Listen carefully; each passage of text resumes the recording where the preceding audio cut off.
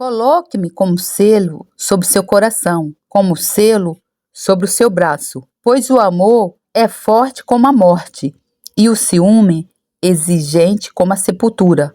O amor arde como fogo, como as labaredas mais intensas. As muitas águas não podem apagar o amor, nem os rios podem afogá-lo. Se algum homem tentasse usar todas as suas riquezas para comprar o amor, sua oferta seria por completo desprezada. Cântico dos Cânticos 8, 6 a 7. Mestre, qual é o grande mandamento da lei? Respondeu-lhe Jesus: amarás ao teu Deus de todo o teu coração, de toda a tua alma e de todo o teu entendimento. Este é o grande primeiro mandamento. E o segundo, semelhante a este, é amarás ao teu próximo como a ti mesmo. Mateus capítulo 22, versículo 35. A ninguém devais coisa alguma, senão o amor recíproco, pois quem ama ao próximo tem cumprido a lei. Com efeito, não adulterarás, não matarás, não furtarás, não cobiçarás. E se há algum outro mandamento, tudo nesta palavra se resume: amarás ao teu próximo como a ti mesmo. O amor não faz mal ao próximo, de modo que o amor é o cumprimento da lei. Romanos 13, versículos 8 a 10. Amados, amemo-nos uns aos outros, porque o amor é de Deus, e todo o que ama é nascido de Deus e conhece a Deus. 1 João 4, 7. E ainda que tivesse o dom da profecia e conhecesse todos os mistérios e toda a ciência, e ainda que tivesse toda a fé, de maneira tal que transportasse os montes, e não tivesse amor, nada seria. 1 Coríntios 13, 2.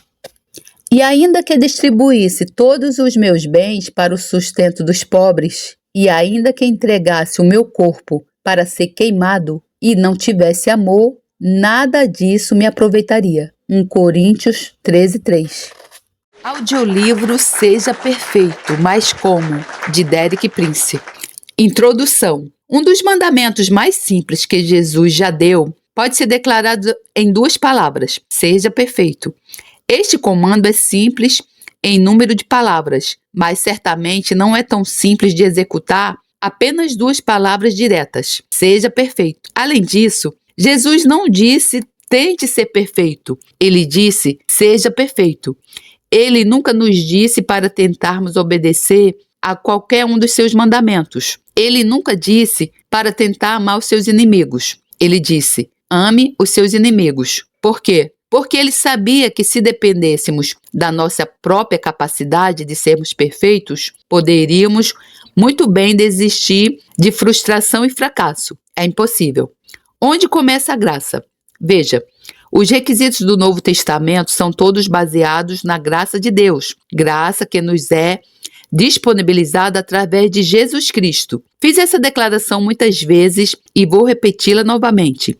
A graça começa onde a capacidade humana termina. Quando podemos fazer algo com as nossas próprias forças, sabedoria ou justiça, não precisamos da graça de Deus. Mas quando chegamos ao fim do melhor que podemos fazer, chegamos ao começo da graça. A graça começa onde a capacidade humana termina. Deus diz: a minha graça te basta. 2 Coríntios 12, 9. Acredita nisso? Acredita realmente que a sua graça é suficiente? Acredita que isso lhe permitirá fazer tudo o que ele lhe disse para fazer? Neste livro, aprenderemos que é somente pela graça que podemos obedecer ao comando simples de Jesus. É somente pela graça que podemos ser perfeitos. Capítulo 1. O que significa ser perfeito? Para começar o nosso estudo, vamos dar uma olhada nas próprias palavras de Jesus. No Sermão da Montanha, ele diz: sede vós, pois, perfeitos, como é perfeito o vosso Pai que está nos céus. Mateus 5,48.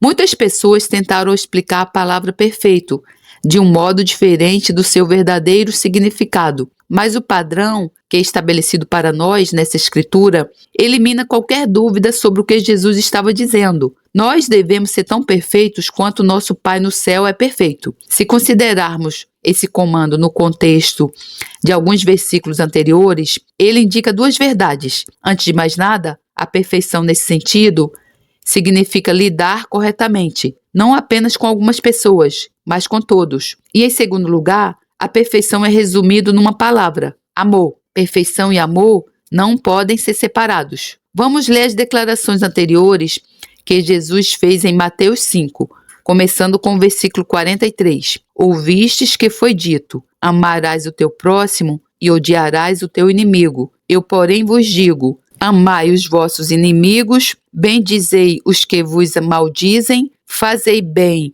aos que vos odeiam e orai pelos que vos maltratam e vos perseguem, para que sejais filhos do vosso Pai que está nos céus, porque faz que o seu sol se levante sobre maus e bons, e a chuva desça sobre justos e injustos. Mateus 5, 43, 45.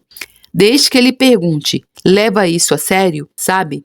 Deus é perfeito nas suas relações com todos, com as pessoas más e com as pessoas boas. Ele é perfeito em todas as atitudes e relacionamentos. Pois se amardes os que vos amam, que galardão tereis? Não fazem os publicanos também o mesmo? E se saudardes unicamente os vossos irmãos, que fazeis demais? Não fazem os publicanos também assim? Sede vós, pois, perfeitos, como é perfeito o vosso Pai que está nos céus. Mateus 5, 46, 48.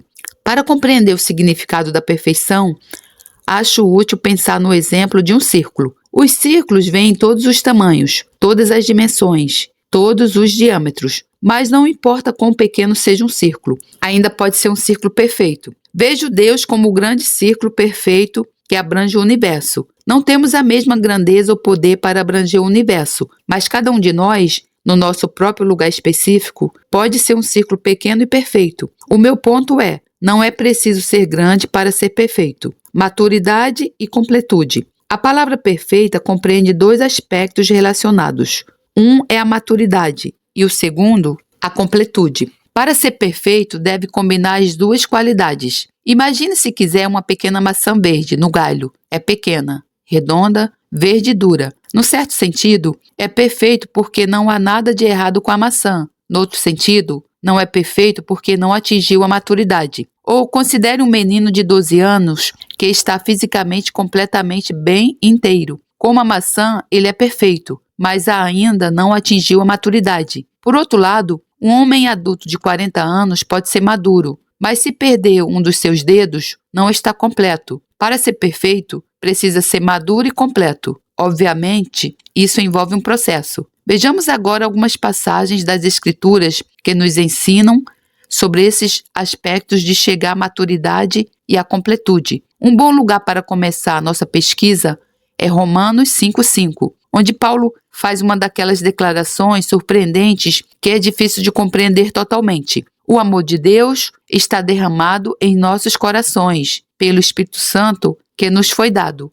Romanos 5,5. Nós ouvimos esse versículo frequentemente, mas pergunto-me se realmente absorvemos o seu significado. Paulo não disse um pouco do amor de Deus, mas o amor de Deus, o amor total de Deus, é derramado nos nossos corações. Ele também faz a distinção de que esse amor não está apenas sendo derramado, mas foi derramado pelo Espírito Santo. Acredito que toda pessoa que é batizada no Espírito recebe esse derramamento do amor de Deus. E em certas ocasiões, tenho visto pessoas a comportarem-se da maneira mais inesperada, como resultado. Anos atrás, havia um ancião presbiteriano numa congregação onde a minha primeira esposa, Lídia, e eu estávamos ministrando.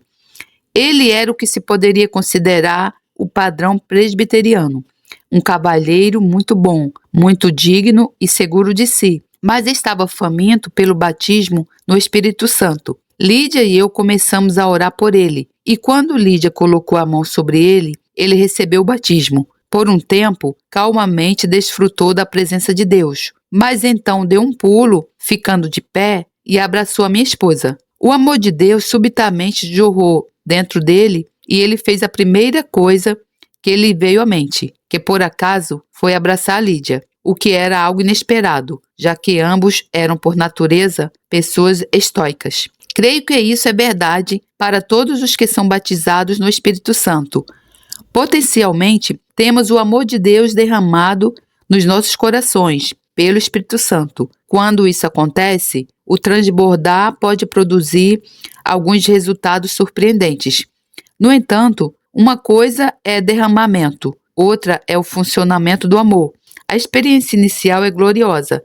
Às vezes, quando uma pessoa experimenta esse preenchimento do amor de Deus, não pode imaginar que jamais pudesse vir a ter algum problema. Quando alguém perguntasse ao meu amigo Bob Mumford qual é a evidência do batismo no Espírito Santo, ele responderia: problemas. Então, se está apenas nos estágios iniciais da atividade dinâmica do Espírito Santo na sua vida, deixe-me avisá-lo. O receber é apenas o estágio inicial e há muito mais por vir. Este maravilhoso amor foi derramado sobre si, divino, completo, perfeito. Agora tem que ser posto a funcionar. Uma escritura em Filipenses é muito útil a este respeito. De sorte que, meus amados, assim como sempre obedecestes, não só na minha presença, mas muito mais agora na minha ausência, assim também operai a vossa salvação com temor e tremor, porque Deus é o que opera em vós, tanto querer como efetuar, segundo a sua boa vontade. Filipenses 2, 12 e 13. Repare nas duas palavras, operai e opera. Funcionam juntas. Deus opera em nós, então temos que operar com, pôr a funcionar o que Deus operou em nós. Se Deus não operasse em nós, não teríamos nada com que operar para pôr a funcionar. Mas se não pusermos a funcionar, Deus já não pode operar mais algo em nós. Espero que possa entender este ponto importante. O limite do que Deus pode operar em nós é estabelecido por aquilo que pusermos a funcionar. O limite do que Deus pode operar em nós é estabelecido por aquilo que pusermos a funcionar. Se deixarmos de pôr a funcionar, operar o que o Senhor fez em nós, não há razão para Deus continuar a operar em nós. Mas se continuarmos a pôr, a operar, funcionar, então Deus continuará operando em nós. A iniciativa vem de Deus, como sempre acontece, mas o pôr a operar, funcionar, é a nossa responsabilidade. Até Jesus se aperfeiçoou. Voltando ao livro de Romanos, em capítulo 8, encontramos as seguintes palavras de Paulo: se alguém não tem o Espírito de Cristo, esse tal não é dele. Romanos 8, 9. Eu entendo que isso significa que quando nascemos de novo, recebemos o Espírito de Cristo. A própria natureza de Cristo nasce em nós pelo novo nascimento, mas então tem que ser posto a funcionar, operar. Isso diz-nos que dois processos são iniciados através do novo nascimento. Primeiro, acredito que cada um de nós recebe a natureza de Cristo. Em segundo lugar, ela então deve se tornar parte do nosso caráter. Esse é um processo de desenvolvimento. Curiosamente, essa foi a experiência do próprio Jesus. Existe uma escritura muito notável em Hebreus 5, que claramente reforça esse ponto. Ainda que era filho de Deus, aprendeu a obediência por aquilo que padeceu. E sendo ele consumado, veio a ser a causa da eterna salvação para todos os que lhe obedecem. Hebreus 5, 8, 9. Surpreendentemente, até Jesus teve que ser aperfeiçoado. Ele nunca foi imperfeito, mas a bela natureza de Jesus teve que ser posta a operar em seu caráter. Foi elaborado por uma atividade que é a mesma para todos nós. A palavra-chave em Hebreus 5:8 é obediência. Também pode dizer sofrimento que leva à obediência, ou obediência que leva ao sofrimento. Mas, basicamente, não há outro caminho. Fico feliz que a palavra padeceu apareça lá. Caso contrário, eu poderia ter lhe dado uma imagem demasiado fácil. Jesus aprendeu obediência e só há uma maneira de aprender obediência. Sabe como? Obedecendo. Até Jesus teve que aprender. Ele nunca desobedeceu. Ele nunca foi propenso a desobedecer, mas não pôde aprender obediência sem obedecer. Poderia aceitar isso como verdade? Se está passando por algo difícil no momento atual, lembre-se, está aprendendo a obediência. Não há como aprender obediência a não ser obedecendo. E assim acontece com perseverança. Não há como aprender a perseverança a não ser perseverando. Está tudo bem em tê-la, em teoria, mas tem que ser posta a operar no seu caráter, aprendendo a amar. Muitos anos atrás, fui confrontado pela ligação do amor à perfeição e à obediência. Acontece que fui filho único. Não tinha irmãos nem irmãs. Como resultado, eu tendia a definir a minha própria direção. Um dos meus amigos disse uma vez que eu era a pessoa mais autossuficiente que ele já conhecera. Eu não estava acostumado a atender os outros. Fiz o meu próprio caminho na vida. Fui bem-sucedido academicamente e noutros aspectos. Mas nunca aprendi a ceder aos outros. Nunca aprendi a compartilhar os meus brinquedos, porque não tinha ninguém com quem compartilhá-los. Passei pelo antigo e tradicional sistema britânico de educação, que é competir, competir, competir, passar nos exames, chegar ao topo da classe e progredir. Quando vim a conhecer o Senhor Jesus, fui confrontado por essas verdades que agora compartilho consigo. Pela primeira vez, percebi que estava muito atrás de muitas pessoas quando se tratava de amor, compartilhar com os outros e altruísmo. Então, realmente busquei o Senhor dizendo: Deus, o que eu faço sobre isso? Acredito que o Senhor me deu uma resposta muito simples, que quero compartilhar consigo. Está em 1 João 2,5. Mas qualquer que guarda a sua palavra, o amor de Deus está nele verdadeiramente aperfeiçoado. Nisto conhecemos que estamos nele. 1 João 2,5.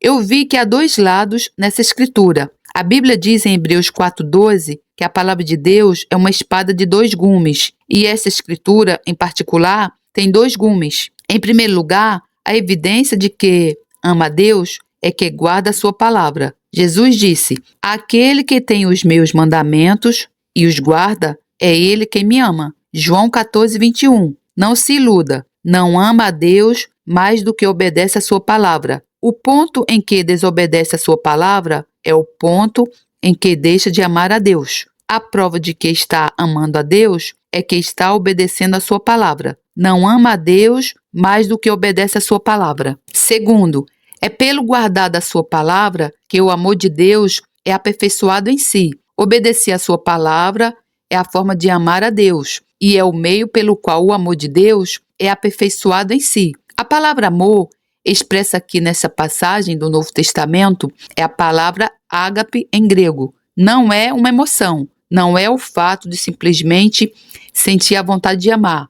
Pelo contrário, o amor ágape é trabalhado profundamente no seu caráter e expressa-se na maneira como vive. Então eu disse a mim mesmo: nem sempre sinto vontade de amar, mas posso obedecer à palavra de Deus. E esse tem sido o meu princípio desde então. Vou deixar que os outros julguem quão bem-sucedido eu fui. O meu modo de buscar o amor de Deus é obedecendo a sua palavra. Quando me converti, tomei uma decisão acerca da Bíblia. Eu fui filósofo profissional e estudei muitos livros e várias línguas.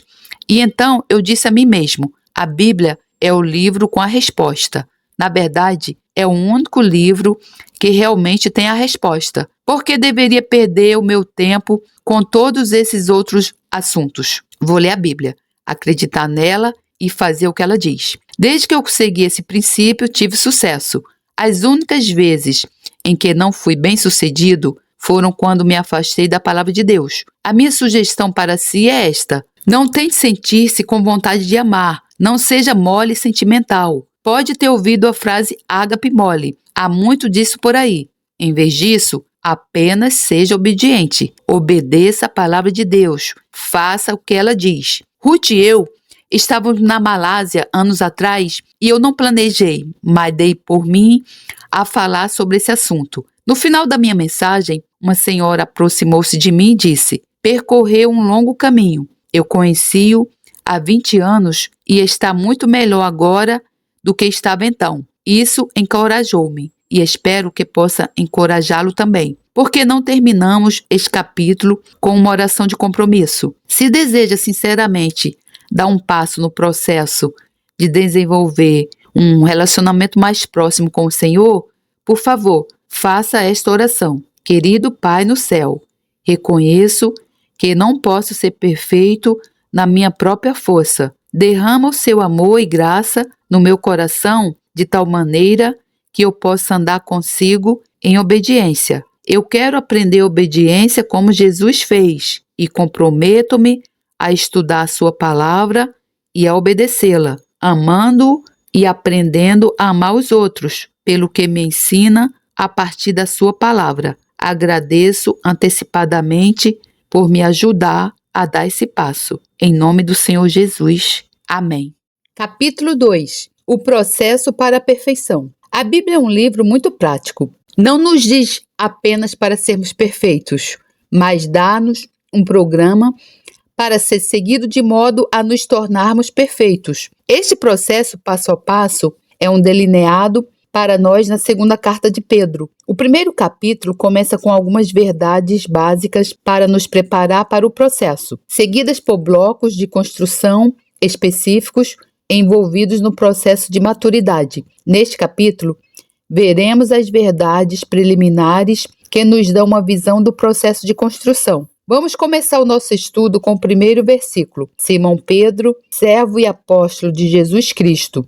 2 Pedro 1:1. Eu gostaria de fazer uma pausa aqui e mencionar que a palavra servo, no original grego, é escravo. Já notou que os apóstolos no Novo Testamento sempre se consideravam primeiro um escravo e depois um apóstolo? Se encontrar alguém que se considere um apóstolo primeiro e depois um servo, pode questionar se essa pessoa realmente é um apóstolo. Durante anos, tive um amigo no ministério que cresceu numa certa denominação no país de Gales. Ele ficou bastante desiludido com algumas das pessoas que se intitulavam de apóstolos. Ele sentiu que, até certo ponto, eles estavam basicamente denominando as pessoas que estavam liderando. Seja ou não esse o caso, essa foi a sua impressão. Ele disse: eu percebi uma coisa. Na Nova Jerusalém, os apóstolos são o alicerce.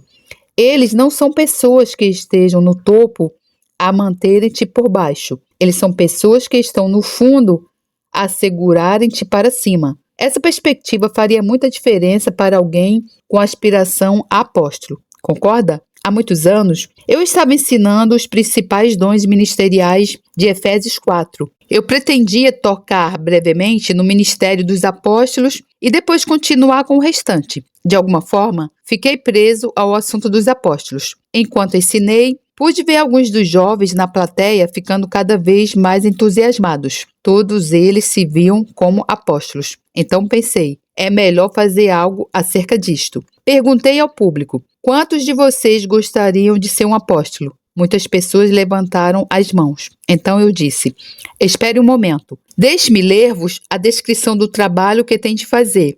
Li os seguintes versículos da Nova Versão Internacional, que é tão vívida em suas palavras. Li 1 Coríntios, capítulo 4, começando no versículo 8, onde Paulo está escrevendo aos cristãos de Corinto. Já estáis fartos, já estáis ricos, sem nós reinais, e quisera reinasseis, para que também nós viéssemos a reinar convosco, porque tenho para mim que Deus a nós, apóstolos, nos pôs por últimos, como condenados à morte, pois somos feitos espetáculo ao mundo, aos anjos e aos homens. Nós somos loucos por amor de Cristo, e vós sábios em Cristo, nós fracos e vós fortes, vós ilustres e nós vis. Até esta presente hora sofremos fome e sede, e estamos nus, e recebemos bofetadas, e não temos pousada certa, e nos afadigamos trabalhando com nossas próprias mãos. Somos injuriados, e bendizemos. Somos perseguidos, e sofremos. Somos blasfemados, e rogamos. Até o presente, temos chegado a ser como o lixo deste mundo e como a escória de todos. 1 Coríntios 4, 8-13. Então, voltei a fazer a mesma pergunta novamente. Quantas pessoas querem ser apóstolos? Não foram tantas as mãos que se levantaram desta vez. Com essa conversa sobre os apóstolos como servos que se sacrificam pelo povo de Deus, estou a divagar um pouco, mas creio que é uma questão que está no coração de Deus. O processo para a perfeição. Vamos continuar agora com o primeiro versículo da segunda carta de Pedro, que introduz a verdade número 1 no processo para a perfeição. Simão Pedro, servo e apóstolo de Jesus Cristo, aos que conosco alcançaram fé igualmente preciosa pela justiça do nosso Deus e Salvador Jesus Cristo. 2 Pedro 1:1. Uma vida de multiplicação. Esta epístola é dirigida a todos nós que somos verdadeiros crentes em Jesus. Então lemos no versículo 2: graça e paz vos sejam multiplicadas pelo conhecimento de Deus e de Jesus nosso Senhor. 2 Pedro 1:2. Por favor, note que a primeira palavra dessa escritura é graça. Isso imediatamente nos tira do nível da nossa própria capacidade. Como observamos no capítulo 1, tornar-se perfeito não é algo que se pode fazer sem Deus. Pedro está falando aqui sobre algo que é possível somente através da permissão sobrenatural de Deus. A graça começa onde a capacidade humana termina. Enquanto conseguir fazer porque Deus lhe dará a sua graça, Deus deliberadamente confronta-nos com muitas tarefas que não podemos realizar com a nossa própria força, a fim de que possamos abrir-nos para a sua graça. Por fim, a igreja fica com duas alternativas: ou fazemos a coisa certa e nos abrimos à graça de Deus, ou reduzimos o nível do requisito de Deus para algo que podemos fazer por nosso próprio esforço. Esta última ação é desonesta, é deturpar a Deus. No versículo referido acima, depois da palavra graça, vem a palavra paz. A palavra hebraica para paz, shalom, está diretamente relacionada à palavra completo. Vimos anteriormente que a perfeição requer maturidade, completude. Na análise final, realmente não temos paz verdadeira até estarmos completos. Assim, o versículo está realmente dizendo: a graça e a completude vos sejam multiplicadas. A vida cristã é uma vida de multiplicação e progressão. Não é uma condição estática, é um processo de multiplicação. A vida cristã é uma vida de multiplicação e progressão. Vejamos agora o resto do versículo 2. Pelo conhecimento de Deus e de Jesus nosso Senhor. Tudo está envolvido em conhecer a Deus e a Jesus. Jesus disse em João 17:3: e a vida eterna é esta, que te conheçam, a ti só, por único Deus verdadeiro, e a Jesus Cristo, a quem enviaste. Não precisamos de nada fora de Deus e de Jesus Cristo.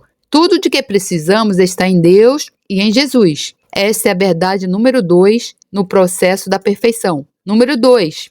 Já está tudo providenciado. Vemos isto com muita clareza na seguinte passagem: visto como seu divino poder nos deu tudo o que diz respeito à vida e piedade. 2 Pedro 1:3. Observe o tempo do verbo. Não é vai dar, é deu. Essa é uma declaração de tirar o fôlego, mas se a ignorar, vai perder o que Deus tem para si. Deus já nos deu tudo o que precisamos para o tempo e para a eternidade. Glórias a Deus, aleluia. Por favor, tire um momento e diga essas palavras em voz alta agora. Deus já me deu tudo o que alguma vez irei precisar para o tempo e para a eternidade. Aleluia. Se continua pedindo a Deus que lhe dê algo que Ele já lhe deu, está operando baseado no mal entendido. 3. Pelo conhecimento de Jesus. Vamos explorar isso à medida que lemos a segunda parte do versículo 3, que leva a verdade número 3 no processo para a perfeição. Pelo conhecimento daquele que nos chamou pela sua glória e virtude. 2 Pedro 1:3. Como vimos na última metade do versículo 2, todos os aspectos das nossas vidas estão cobertos ao conhecer Jesus. Não em conhecer teologia, mas conhecendo a Deus. Lembro-me de quando eu estava estudando a língua francesa na escola. Mesmo que eu tenha tido boas notas em francês, quando fui de fato para a França, fiquei questionando que língua na realidade aprendera. Uma das coisas que nos ensinaram foi que o francês tem duas palavras para conhecer: savoir, conhecer um fato, e connaître, conhecer uma pessoa. Por favor, tenha em mente que o tipo de conhecimento sobre o qual estamos falando nessa escritura não é savoir, mas connaître. É conhecer uma pessoa, Cristo Jesus. 4. A provisão está nas promessas. Nos versículos anteriores, é-nos dito que através do conhecimento daquele que nos chama, que recebemos todas as coisas. Pode estar se perguntando: como é que Deus me deu tudo de que preciso? Não acho que tenha tudo. O próximo versículo torna a resposta muito clara: pelas quais Ele nos tem dado grandíssimas e preciosas promessas, para que por elas fiqueis participantes da natureza divina, havendo escapado da corrupção que pela concupiscência há no mundo. 2 Pedro 1,4. Onde está a provisão de Deus para nós? A provisão está nas promessas. Esta é a verdade número 4 no processo para a perfeição. E eu gostaria que dissessem em voz alta: a provisão está nas promessas. A provisão está nas promessas. Glórias a Deus. A nossa provisão está nas promessas de Deus. Quando acreditamos nelas e obedecemos, descobrimos que temos provisão total para cada necessidade. O resultado de acreditar e obedecer às promessas é espantoso. Eu olhei com muito cuidado para o texto grego deste versículo que abordarei a seguir, porque quero ter a certeza de que não o deturpo. Na verdade, as nossas traduções para o inglês quase o subestimam, que por elas, as promessas, fiqueis participantes ou compartilheis da natureza divina, havendo escapado da corrupção, que pela concupiscência há no mundo. 2 Pedro 1,4. Qual é o significado da natureza divina? Significa a própria natureza de Deus. Através de crer e obedecer às promessas, podemos receber a própria natureza de Deus dentro de nós. Consequentemente, na mesma proporção em que recebemos a natureza de Deus, somos libertos da corrupção que está no mundo, pela concupiscência. A natureza de Deus e a corrupção são incompatíveis. Onde um existe, o outro não pode existir. A natureza de Deus e a corrupção são incompatíveis. Lembra-se da história de Jacó e do seu irmão Esaú? Quando Jacó estava fugindo de Esaú, ele não tinha nada na mão, a não ser um bastão e nada para colocar a cabeça, a não ser uma pedra. Enquanto dormia no deserto, ao relento, ele teve um sonho com o céu. Lembro-me de ouvir um professor dizer uma vez, muitos anos atrás, se eu pudesse ter um sonho com o céu, estaria disposto a dormir numa pedra. Nesse sonho, Jacó viu uma escada. O pé da escada estava na terra, o topo da escada estava no céu, e os anjos de Deus desciam e subiam a escada. De certo modo, as promessas de Deus são como aquela escada. Cada degrau é uma promessa. Ao colocar o pé na promessa, vai um passo mais alto. Promessa após promessa, após promessa. E progressivamente vai se tornando um participante da natureza de Deus. Se isso não é empolgante, eu não sei o que é. É empolgante, eu acho empolgante, meu Deus. 5. Diligência versus preguiça. Como observamos anteriormente neste livro, a Bíblia deu-nos um processo passo a passo que podemos seguir em obediência ao mandamento de sede perfeitos. Um dos principais componentes gerais necessários ao longo de todo o processo é mencionado no versículo 5 do nosso texto principal. O texto que vamos citar ao apresentarmos cada um desses blocos de construção para sua consideração será 2 Pedro 1, 5, 8, o qual citaremos na íntegra no início do próximo capítulo. Aqui está o pensamento inicial dessa passagem, expressa no versículo 5. E vós também, pondo nisto mesmo toda a diligência.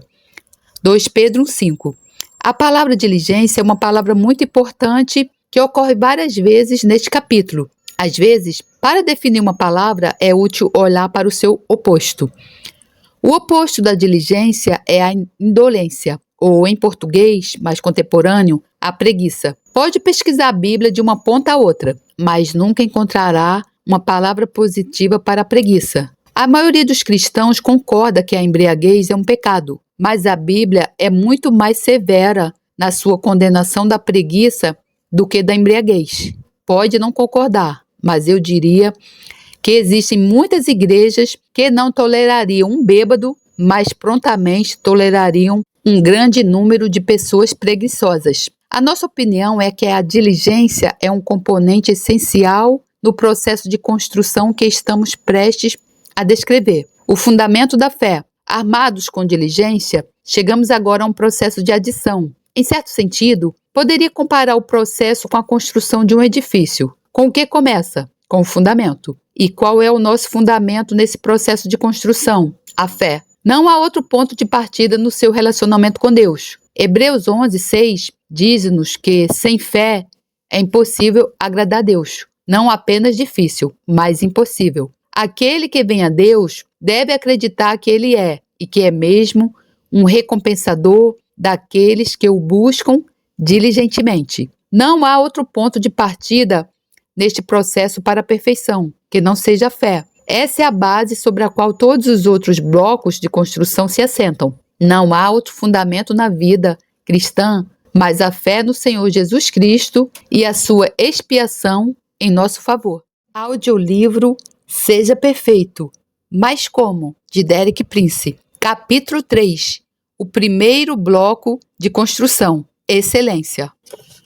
Neste capítulo e nos seguintes, vamos olhar atentamente para cada um dos blocos de construção que mencionamos anteriormente. Mas antes de fazermos isso, deixe-me dar-lhe toda a escritura acerca disso de 2 Pedro 1, 5, 7. E vós também, pondo nisto mesmo toda a diligência, acrescentai à vossa fé a virtude, excelência, e a virtude, a ciência, conhecimento, e a ciência, a temperança, domínio próprio, e a temperança, a paciência, perseverança, e a paciência, a piedade, e a piedade, o amor fraternal, e ao amor fraternal, a caridade, o amor. Quando Pedro começa o processo de adição ao nosso alicerce de fé, descobrimos que o primeiro bloco de construção que ele cita está no versículo 5.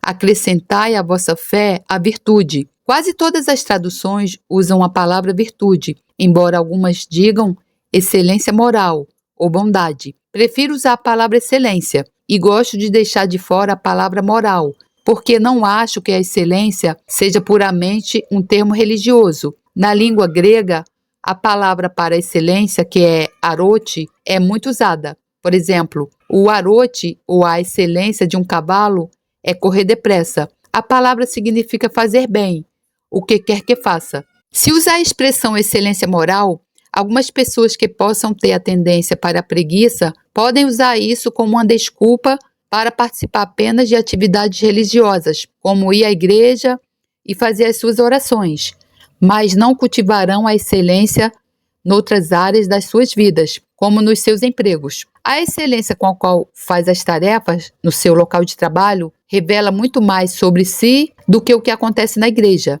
Na igreja, as únicas pessoas que o veem são basicamente outros frequentadores de igreja. Treino no exército. Deus imprimiu essa verdade sobre mim muito cedo, depois de ter sido salvo enquanto servia no exército britânico. Acredita em mim quando digo que não gostei do exército britânico. Eu pensei, agora que estou salvo, Deus tirar-me-á daqui.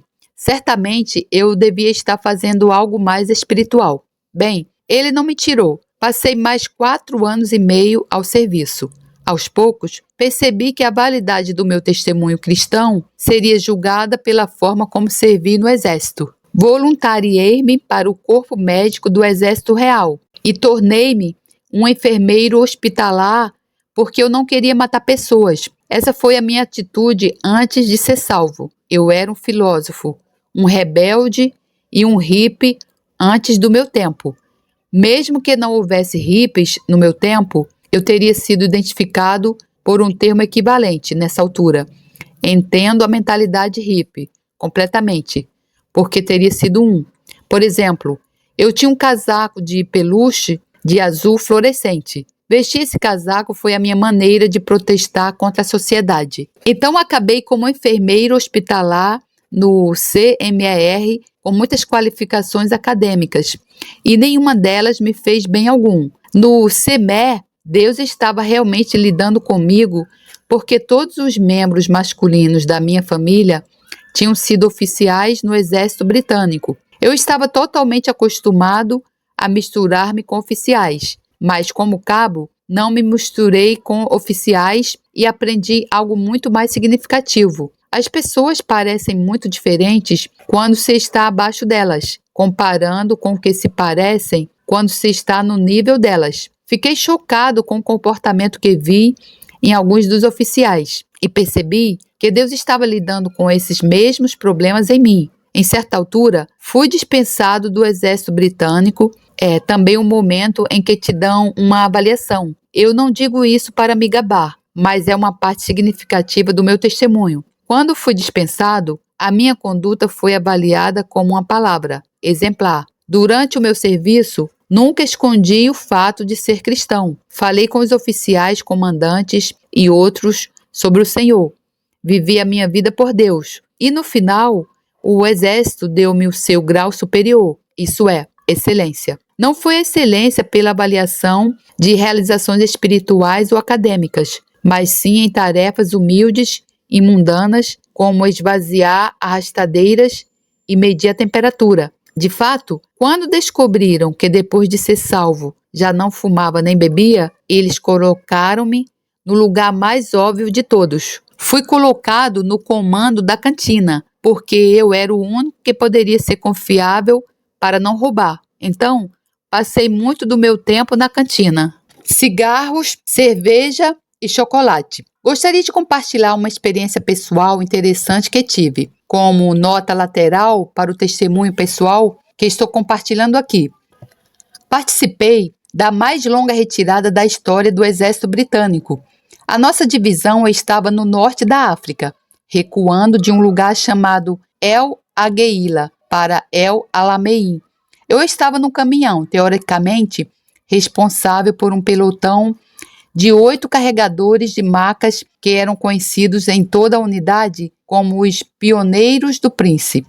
Levávamos a cantina no caminhão, cerveja, cigarros, chocolate e todos os outros itens. Na maioria das vezes, estávamos com muita fome, porque muitas vezes não recebíamos as nossas rações como deveríamos. Aconteceu que retiramos tão rapidamente que entramos num dos nossos campos minados. Não havia tempo suficiente para os nossos especialistas os limparem. Era um campo de minas para veículos.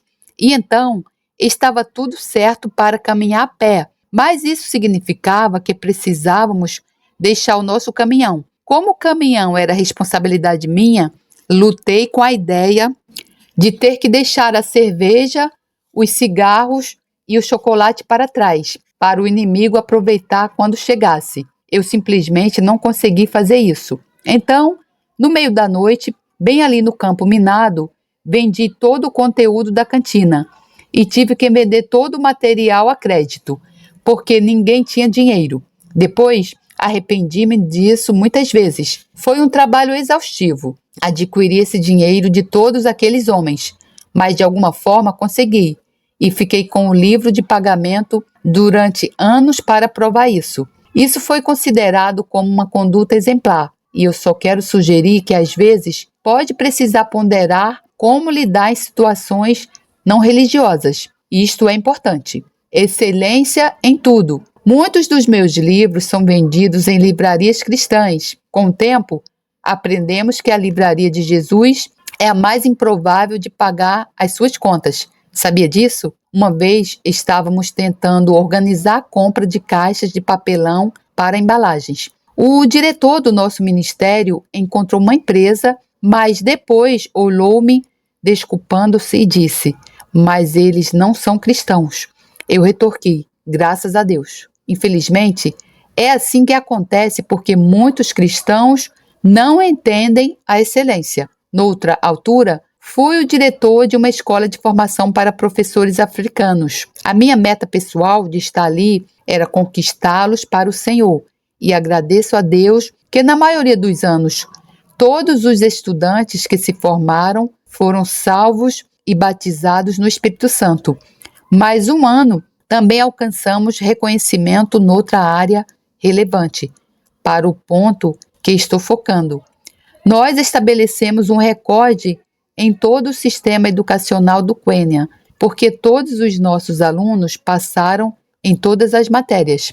Apreciei a carta que recebi do representante do Departamento de Educação agradecendo-me por essa conquista única, porque éramos cristãos pentecostais. Ninguém acreditava que poderíamos fazer algo assim. Em termos de excelência, esperavam que estivéssemos no fim da lista, mas sentimos que isso seria um descrédito para o Senhor. E no que diz respeito a si, o primeiro bloco de construção na nossa fundação deve ser a excelência. Pense nisso por um momento em termos da sua própria ocupação. Qual é a sua profissão? É professor?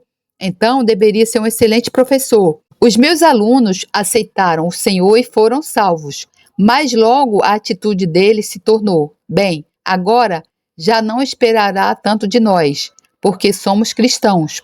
Eu diria a eles: estão totalmente errados. Agora que estão salvos, espero muito mais de vocês.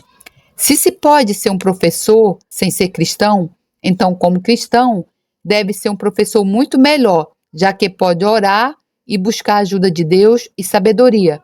É enfermeira? Deveria ser uma excelente enfermeira. É motorista? Deveria ser um excelente motorista. É assistente de loja? Deveria ser uma excelente assistente de loja. Esse é o primeiro passo do processo de ascensão, mas acho que tem desaparecido do pensamento de muitas pessoas. Vamos ler novamente o que Pedro diz no versículo 5. Pondo nisto mesmo toda a diligência, acrescentai à vossa fé a virtude, ou excelência. 2 Pedro 1,5. Sem fé, não seria capaz de alcançar a excelência, em muitos casos. A fé abre o caminho para a excelência. Há uma declaração na epístola de Tiago que me atrai. Tiago está apontando aos crentes que não é muito útil apenas dizer que é um crente. Tem que demonstrar isso pela maneira como vive. Tiago diz: mas dirá alguém, tu tens a fé e eu tenho as obras.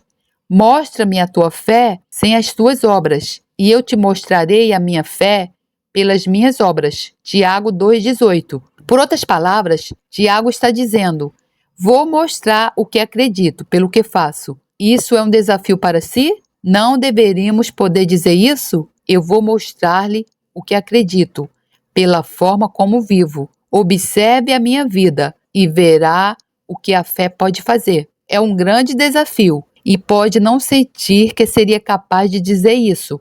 Agora, por que não aproveitamos essa oportunidade para pedir a ajuda de Deus acerca deste assunto? Por favor, faça a seguinte oração ao encerrar este capítulo. Querido Senhor, o Senhor sabe exatamente onde estou neste momento, nesta questão de excelência. Senhor, eu preciso da sua ajuda. Por sua graça e força, por favor, permita-me colocar e fixar o bloco da construção de excelência no meu trabalho, nas minhas interações familiares e em todos os aspectos da minha vida. Eu não estou ao nível onde deveria estar nesta questão e peço que me ajude a chegar lá. Em nome do Senhor Jesus, amém. Capítulo 4. O segundo bloco da construção. Conhecimento.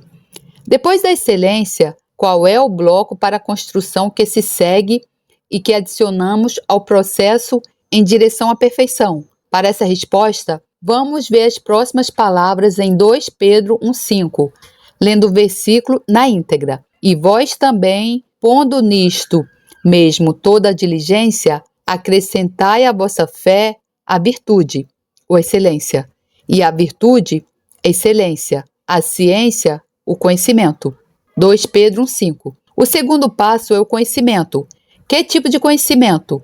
A Escritura não se está referindo aqui, em essência, ao conhecimento científico, mas ao conhecimento da palavra de Deus e da vontade de Deus. Uma prioridade para todos os crentes. Há duas questões às quais precisa dar atenção imediata quando se torna um crente. A primeira é a questão da excelência, endireitar a sua vida, ser eficiente, ser pontual. Se está sendo pago por trabalhar 8 horas por dia e apenas trabalha 7 horas e 55 minutos, perceba que está roubando 5 minutos. E isso é roubo. A maioria dos funcionários hoje, imagino, são ladrões. Como cristão, tem um testemunho, o que significa que não pode dar-se ao luxo de ser um ladrão. A seguir ao seu foco na excelência, adquirir conhecimento é a sua próxima prioridade. O conhecimento da palavra de Deus e da vontade de Deus. É a palavra de Deus que revela a vontade de Deus. Um dos maiores desafios que os apóstolos enfrentaram foi continuamente confrontar a ignorância. Eles estiveram sempre batalhando contra isso. Eu não acho que tenha apreciado totalmente essa batalha com a ignorância até a altura em que estava ministrando no Paquistão, anos atrás. Naquela época, cerca de 80% das mulheres eram analfabetas e dos homens, provavelmente mais de 50%. Quando um dos pregadores que estava viajando comigo me informou antecipadamente que iria pregar sobre o êxodo de Israel do Egito, eu disse: antes que eu faça, terá que explicar-lhes que Israel, em certa altura, esteve no Egito, porque eles não têm conhecimento disso. Durante todo esse tempo de ministério, cada vez que eu estava diante dessas pessoas e trazia as minhas mensagens, senti uma grande e densa parede de escuridão, que era ignorância. Eu nunca tinha visto o poder negativo da ignorância como eu o vi lá. Uma estratégia desviante. Isso pode chocá-lo, mas tenho observado que a ignorância está aumentando a um ritmo alarmante em todas as culturas. Falando da cultura que conheço relativamente melhor, por exemplo, as pessoas nos Estados Unidos não conhecem as principais datas da história americana.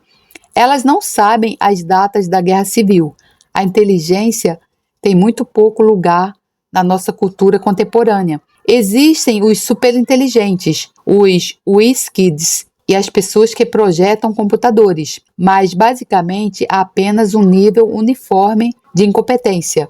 É muito mais difícil construir um edifício adequadamente hoje do que há 50 anos, ou encontrar trabalhadores em quem se possa confiar. Depois de ter estado no Paquistão, percebi que essa é uma estratégia satânica. Satanás está deliberadamente cobrindo as pessoas com ignorância, para que assim estejam prontas para o anticristo. A ignorância global preparará o caminho para o anticristo.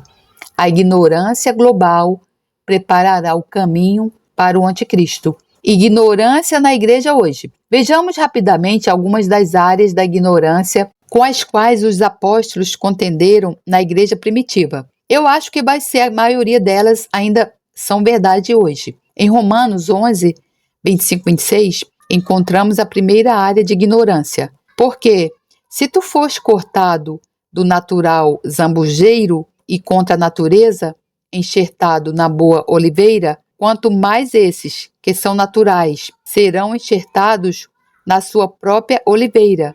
Porque não quero, irmãos, que ignoreis este segredo, para que não presumais de vós mesmos, que o endurecimento veio em parte sobre Israel, até que a plenitude dos gentios haja entrado, e assim todo Israel será salvo.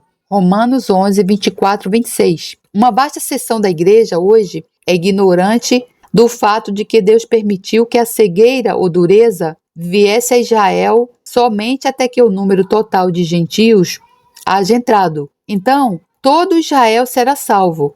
Há tremenda confusão na igreja hoje por causa da ignorância deste mistério. Então, em 1 Coríntios 10, 11, Paulo fala aos crentes em Corinto sobre outra área de ignorância, instando-os a lembrar que tudo o que aconteceu a Israel no Antigo Testamento foi um padrão, sinal ou exemplo para nós, como advertência.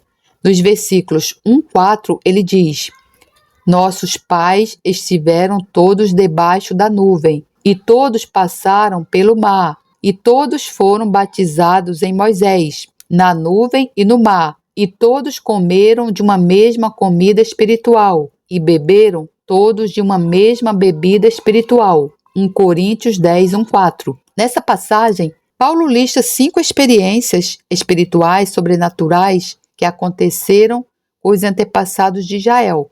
Então ele diz: mas Deus não se agradou da maior parte deles. Versículo 5. Isso é algo que precisamos saber. Podemos ser batizados no Espírito e sermos batizados na água e falar em línguas, e mesmo assim, Deus não ficar satisfeito conosco. Um aviso sério. Nos próximos 5 versículos, versículos 6 e 10, Paulo apresenta uma lista dos problemas de Israel, e cada um deles é encontrado na igreja hoje. Desejar coisas mais, tornar-se idólatra, cometer imoralidade sexual, tentar a Cristo, murmurar. Murmurar é uma palavra antiquada para reclamar, queixar-se de algo ou de alguém. E estas coisas foram-nos feitas em figura, para que não cobicemos as coisas mais, como eles cobiçaram. Não vos façais, pois, idólatras, como alguns deles, conforme está escrito: o povo assentou-se a comer e a beber, e levantou-se para folgar, e não nos forniquemos, como alguns deles fizeram, e caíram num dia 23.000. E não tentemos a Cristo, como alguns deles também tentaram, e pereceram pelas serpentes. E não murmureis, como também alguns deles murmuraram, e pereceram pelo destruidor. Quantos cristãos sabem que reclamar é pecado? Para os israelitas, as consequências de reclamar e tentar Cristo foram sérias. As suas reclamações trouxeram serpentes que os morderam. Reclamando, trouxeram destruição sobre si mesmos. Qual é a alternativa a reclamar? Louvar. Se está louvando, não pode estar reclamando. E se está reclamando, não pode estar louvando. Tem que decidir qual será a sua atividade principal: louvar ou reclamar. Então, lemos no versículo 11. Ora, tudo isto lhe sobreveio como figuras ou exemplos, e estão escritas para aviso nosso, para quem já são chegados os fins dos séculos. 1 Coríntios 10:11. Todas as experiências de Israel na antiga aliança foram escritas para nossa admoestação, para nos advertir, para não cometermos os mesmos erros. Se não sabemos o que aconteceu com eles, como poderemos ser advertidos? Ainda mais ignorância. Em 1 Coríntios 12:1, Paulo chama a nossa atenção para uma terceira área de ignorância na igreja. Acerca dos dons espirituais, não quero, irmãos, que sejais ignorantes. 1 Coríntios 12:1. Uma certa quantidade de luz está entrando em algumas partes da igreja em relação aos dons espirituais, mas ainda falta muita coisa. Quando penso na ignorância nas nossas vidas, quando entrei no ministério, fico envergonhado. Poderia ter nos apresentado um demônio num prato e nós não saberíamos o que era ou como lidar com ele. Paulo fala em 1 Tessalonicenses 4:13 sobre outra área de ignorância. Não quero, porém, irmãos, que sejais ignorantes acerca dos que já dormem, para que não vos entristeçais com os demais, que não têm esperança. 1 Tessalonicenses 4:13. Precisamos saber o que acontece com os crentes após a morte. Qual é o destino final daqueles que morrem em Cristo? É muito importante que saibamos disso. Para quinto e último exemplo do que precisamos entender, vamos ver 2 Pedro 3:8. Por favor, note que Pedro está falando para todos os amados crentes, não apenas para um deles. Mas, amados, não ignoreis uma coisa, que um dia para o Senhor é como 1000 anos, e 1000 anos como um dia. 2 Pedro 3:8. Precisamos compreender a medida de tempo de Deus. 1000 anos é como um dia para Deus. Então, o que significa que para os 2000 anos que passaram pelos nossos padrões, desde que Jesus morreu e ressuscitou dos mortos, com Deus, isso são 2 dias. Há tantas áreas onde o povo de Deus hoje é ignorante, onde falta o conhecimento da palavra de Deus. Eu gostaria de dizer-lhe, especialmente, se sentir chamado ao ministério, que faça disso seu objetivo, de instruir as pessoas nas grandes verdades centrais da Bíblia, que todo cristão precisa conhecer. Coloque uma base sólida na vida das pessoas, a quem ministra e com quem tem contato. E ao nosso Senhor Jesus Cristo, profunda honra e esplendorosa glória ao Rei de todos os tempos, Deus único, imortal, invisível, sempre e sempre. Amém.